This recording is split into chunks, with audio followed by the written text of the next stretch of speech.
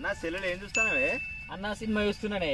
Hero గారు గుర్రం మీద మస్తు ఉరుకుతుండే, కానీ ఇక్కడ పడతాడా పడాడా చెప్పే. ఆ మూల మీద ఖచ్చితంగా పడతాడే హీరో గారు. బెట్టా? బెట్టే 100 రూపాయలు పెట్టు పట్టు. 100 నరసన్న దగ్గర పెడదాం పట్టు. ఇటు హీరో చూస్తా ఇక రావే. అబ్బా పడ్డాడు కదనే. ఈ సినిమా నేను ముందే చూసిన్నే. ఆల్రెడీ సినిమా నేను ముందే చూసిందే, కానీ ఇక్కడ ఎందుకు పడతాడో నాకు అస్సలు అర్థమవుతలేదు.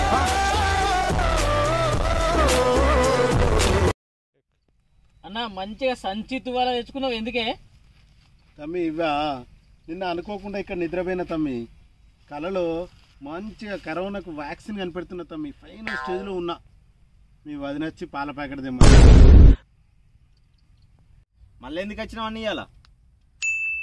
ఇగో మళ్ళీ నిద్రపోయి తమ్మి, మళ్ళా కలలో ఆ కరోనాకు వ్యాక్సిన్ ఖచ్చితంగా ఇవాళ కనిపెట్టాల్సిందే తమ్మి.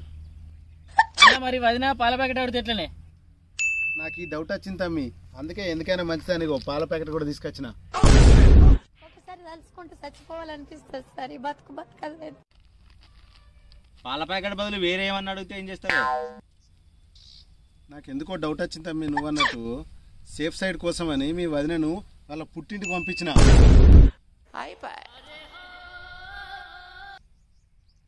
అన్న బాగా రిచ్ అయిన వాట కదనే? రిచ్ అయినానే? రిచ్ అయిన వాళ్ళు పక్కన కుక్కలను పిల్లలను పెంచుకుంటారు. నేను మిమ్మల్ని పెంచుకుంటాను. అన్న ఏంది బాగా ఆలోచిస్తున్నావు? మీ ఊళ్ళో ఏదో ఓపెన్ చేయడానికి పెద్ద నాయకుడు వచ్చినట్టుగానే, మరి నువ్వు పోలేదు? అవునన్నా, దానికోసమే ఆలోచిస్తున్నా.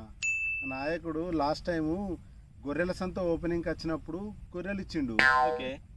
ఆవుల సంత ఓపెనింగ్కి వచ్చినప్పుడు ఆవులు ఇచ్చిండు. మరి మంచిదే కదా అన్న? కరెక్టే, కానీ ఈసారి శ్మశాన వాటిక ఓపెనింగ్కి వస్తుండు. మరి ఏమి ఇస్తాడో అని ఆలోచిస్తున్నా.